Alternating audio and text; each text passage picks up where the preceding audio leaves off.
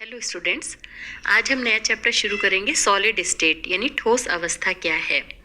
अभी हमें पता है कि पदार्थ जो है वो गैसीय, द्रव और ठोस अवस्थाओं में पाया जाता है, जिसमें से हमने द्रव और गैसीय अवस्थाएं पढ़ ली हैं। आज हम पढ़ेंगे ठोस अवस्था क्या होती है। हर प्रत्येक अवस्था के अंदर पदार्थ के कुछ ऐसे कैरेक्टरिस्टिक प्रॉपर्टीज होती हैं जिनसे कि हम सॉलिड, लिक्विड और गैस को डिफरेंशिएट करते हैं। ठीक है, अब सॉलिड के अंदर क्या है कि इसके अंदर जो अवयवी कण होते हैं, परमाणु, आयन या अणु जो हैं वो निकटतम स्थिति में होते हैं, कॉम्पैक्ट संरचना बनाते हैं और इनके बीच में जो बॉन्ड है वो स्ट्रांग होता है और इसीलिए बिल्कुल भी मूवमेंट नहीं कर पाते, मोशन नहीं कर पाते। इसीलिए इनका क्या है, आकार और जो आयतन है वो दोनों ही स्थिर होते हैं।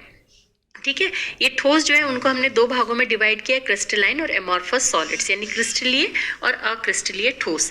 मतलब क्या है, सॉलिड्स क्या है, इसको हम इस प्रकार से डिफाइन कर सकते हैं that in the solid state the constituent particles, atoms, ions और molecules are at their nearest position, making the structure very compact and the bonds between them are very strong. जो bonds and the bonds between them are very strong, which restricts their movement totally.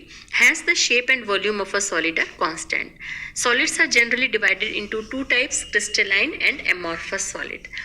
Crystalline solids, जैसे कि आपको नाम से पता चल रहा है कि जिनके अंदर एक कैरेक्टरिस्टिक फीचर होगा, जिनमें क्या ज्योमेट्रिकल, एक फिक्स ज्योमेट्रिकल फॉर्म होती है इनकी।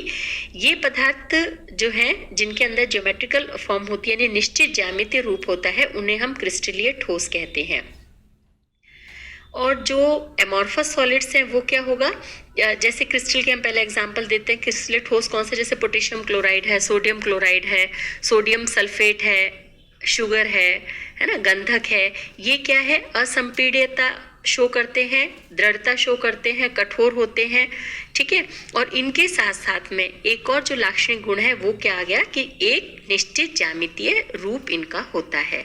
ठीक है, यानी क्रिस्टलाइन सॉलिड्स क्या होगा कि some solid substances like potassium chloride, sodium sulphate, sugar, sulphur etcetera possess incompressibility, rigidity, hardness etc. But these substances also have a special characteristic property other than these, that is their definite geometrical form. These substances are known as crystalline solids. It is established by the X-ray diffraction studies that there is a definite three-dimensional arrangement of the constituent particles in whole of the crystalline structure. Only the crystalline solids are considered as true solids. यानी कि अगर हम x किरण के विवर्तन विधियों द्वारा इनका अध्ययन करते हैं तो ये देखा गया है कि क्रिस्टलीय ठोस जो होते हैं इनमें अवयवी कणों की एक व्यवस्थित संरचना होती है जो तीनों डायरेक्शन के अंदर और संपूर्ण क्रिस्टलीय संरचना में पाई जाती है। और जो क्रिस्टलीय ठोस होते हैं उन्हीं को हम ट्रू सॉलिड यानी वास्तविक सॉलिड कहते हैं। दूसरा जो टाइप है वो क्या है, एमॉर्फस सॉलिड्स यानी अक्रिस्टलीय ठोस। यानी कुछ ठोस जैसे कांच है, प्लास्टिक है, रबड़ है, रेजिन है, ये कठोर और असंपीड्य तो होते हैं लेकिन इनमें कोई निश्चित ज्यामितीय रूप नहीं पाया जाता और ये क्या कहलाते हैं, एमॉर्फस सॉलिड्स, ये अक्रिस्टलीय ठोस कहलाते हैं। इनमें क्या होगा, अक्रिस्टलीय ठोसों में अवयवी कणों की कोई निश्चित व्यवस्थित संरचना नहीं होती है। ये कण उसी प्रकार अव्यवस्थित होते हैं जिस प्रकार की लिक्विड्स के अंदर पाए जाते हैं। अतः इन ठोसों को, ये जो सॉलिड्स होते हैं, इनको अधिक श्यानता वाले अधिशीतित यानी सुपर कूल्ड लिक्विड भी कहा जाता है और ये वास्तविक ठोस नहीं होते हैं या इनको वास्तविक ठोस नहीं माना जाता, सुपर कूल्ड लिक्विड्स इनको हम कहते हैं।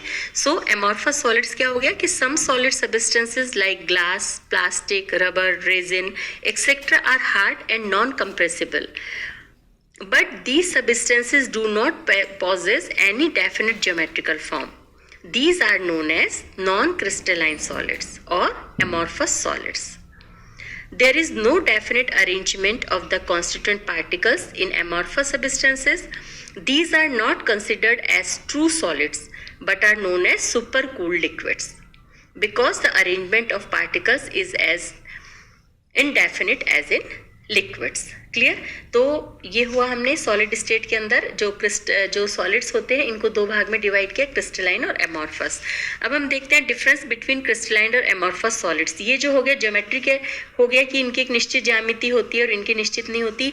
इसके अलावा जो है वो क्या और इनके अंदर अंतर होते हैं, यानी क्रिस्टलीय और अक्रिस्टलीय ठोस में क्या अंतर होता है। सबसे पहले हमने जो ज्योमेट्री पढ़ा है इसी को ले लेते हैं कि क्रिस्टलीय एवं अक्रिस्टलीय ठोसों में निम्नलिखित गुणों में अंतर से हम इनको डिफरेंशिएट कर सकते हैं, जैसे ठोसों की ज्यामिति, geometry of solids.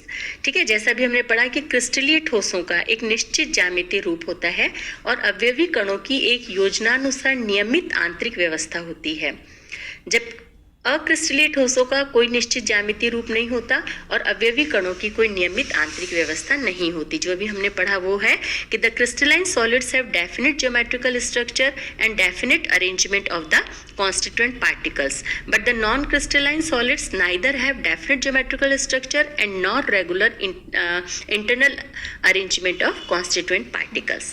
Clear? Second है melting point, यानी गलनांक। क्रिस्टलीय ठोसों का एक निश्चित शार्प गलनांक होता है, जबकि जो अक्रिस्टलीय ठोस होते हैं इनका कोई निश्चित और तीक्ष्ण गलनांक नहीं होता है।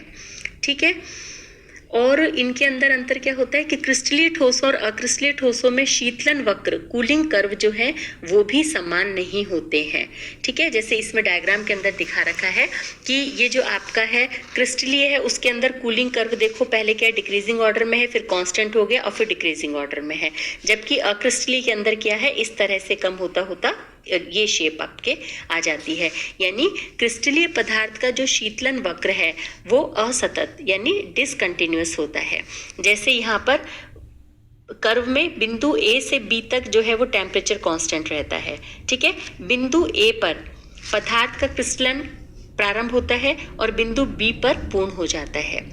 शीतलन की प्रक्रिया में होने वाली ऊष्मा की कमी जो है वो पदार्थ के क्रिस्टलीकरण में निकलने वाली ऊष्मा से संतुलित हो जाती है, जिसके कारण से क्या है कि ताप में कोई परिवर्तन नहीं होता और एक क्षैतिज रेखा ए बी प्राप्त होती है। ठीक है, या हम ये कह सकते हैं कि ठोस जो है वो बिंदु बी पर गलना प्रारंभ करता है और बिंदु ए पर गलन की प्रक्रिया पूर्ण हो जाती है।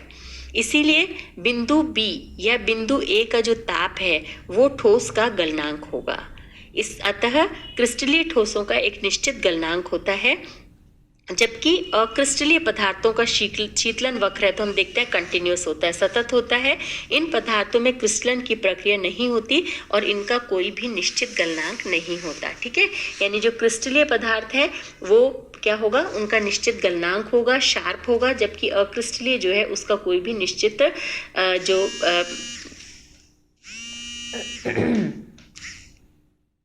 जो अक्रिस्टलीय पदार्थ है उनका निश्चित गलनांक नहीं होता है। यानी melting point of a crystalline solid is constant and sharp, while that of non-crystalline solids is not definite and sharp. The cooling curve of crystalline and non-crystalline solids are also not similar, है ना, जैसे figure में दिखा रखा है cooling curve for crystalline और amorphous solids का दिखा रखा है। तो इसमें क्या है, जो क्रिस्टलाइन है उसके अंदर डिसकंटिन्यूअस है ये और ये कंटिन्यूअस होता है। Cooling curve of crystalline solids are discontinuous. In the curve, the temperature remains constant from point A to B. Crystallization of the substance starts at point A and is completed at point B. The loss of heat occurred during cooling process is balanced by the heat evolved during process of crystallization. And there is no change in temperature, which gives the horizontal line AB in the curve. In other words, with the increase in temperature, solid starts melting at point B and the process of melting is completed at point A.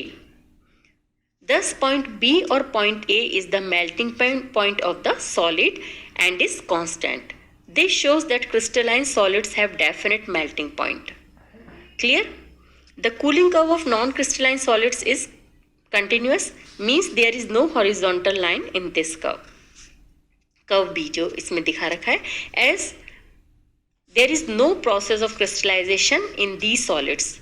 Their melting point are also not constant. The cooling curve is just like that of liquids, therefore the amorphous solids are considered as supercooled liquids. ठीक है, third जो difference है इन दोनों के अंदर जो main है isotropy and anisotropy, समदैशिकता और विषमदैशिकता। इसको बहुत अच्छे से ध्यान से समझो कि समदैशिक और विषमदैशिक क्या होते हैं। जो अक्रिस्टलीय ठोसों का जब हम स्टडी करते हैं तो उनके कुछ फिजिकल प्रॉपर्टीज हैं, जैसे ऊष्मा, विद्युत चालकता, यांत्रिक सामर्थ्य, कठोरता, तनन आदि मापन की प्रत्येक दिशा में समान होते हैं। ठीक है, हम किसी भी डायरेक्शन से उसकी स्टडी करते हैं तो हर तरफ इनकी ये जो प्रॉपर्टीज होती हैं वो सेम रहती हैं। जैसे कांच एक ऐसा ठोस है जिसका अपवर्तनांक प्रत्येक दिशा में समान होता है, किसी भी डायरेक्शन में हम उसका अपवर्तनांक निकालेंगे वो सेम रहेगा। ऐसे पदार्थ जो होते हैं उन्हें हम क्या कहते हैं, आइसोट्रॉपिक यानी समदैशिक कहते हैं। और ये जो प्रॉपर्टी है दैट इज एंड वो क्या कहलाती है, आइसोट्रॉपी कहलाती है, समदैशिकता कहलाती है। तो जितने भी अक्रिस्टलीय पदार्थ यानी एमॉर्फस सब्सटेंसेस सॉलिड्स होते हैं वो और घनीय समुदाय के जो क्यूबिक सिस्टम्स हैं उनके जितने भी क्रिस्टलीय ठोस होते हैं वो समदैशिकता दर्शाते हैं।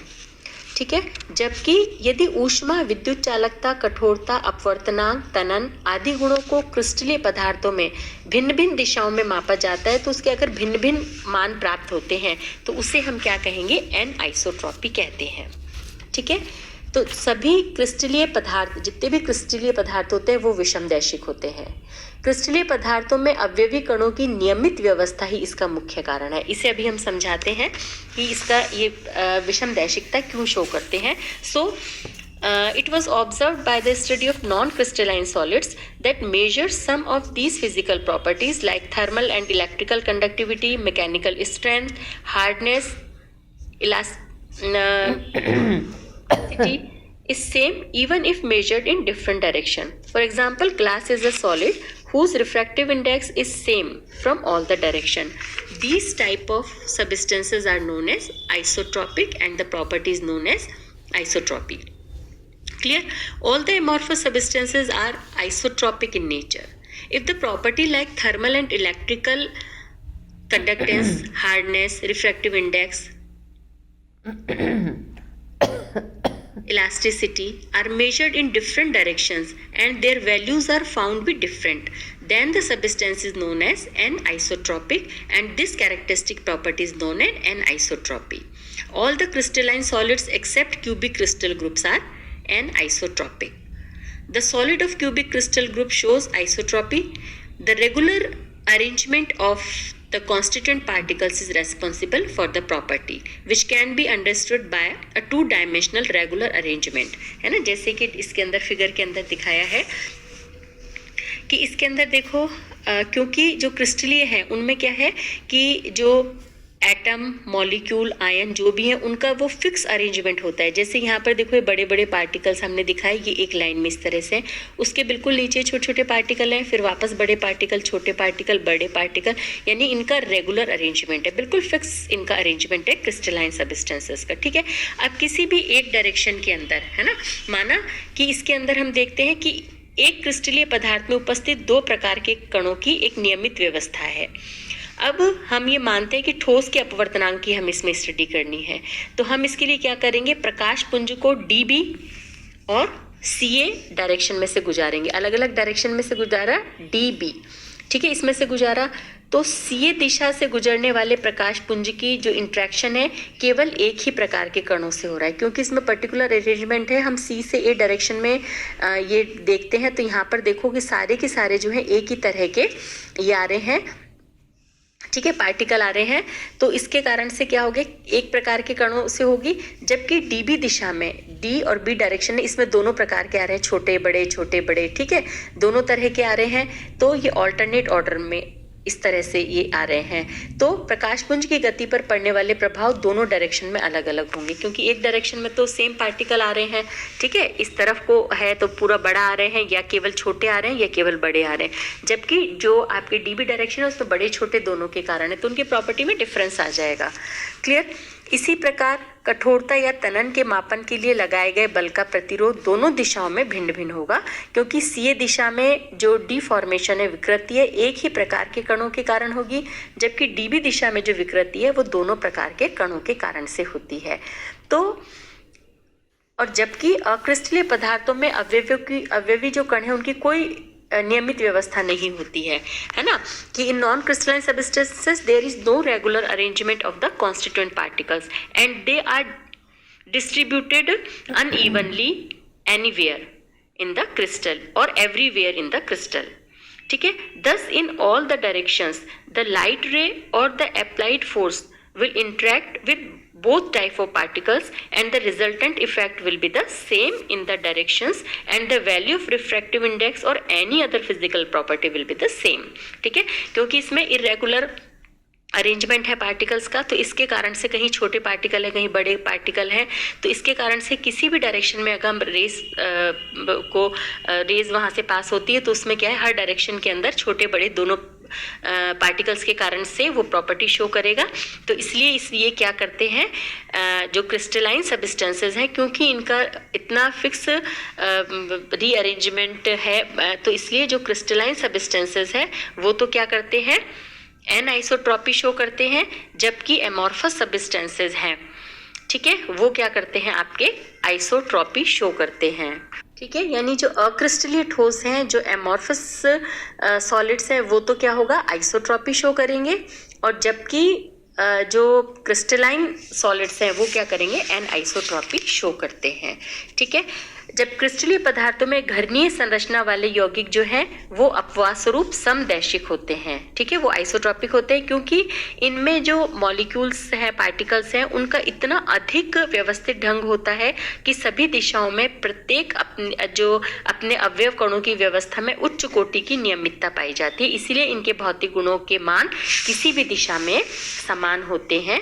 Means the cubic crystalline substances are isotropic exceptionally because the constituent particles are arranged in very regular pattern and have high range of symmetry in the arrangement of constituent particles. Therefore, the value of physical properties are same in all the directions.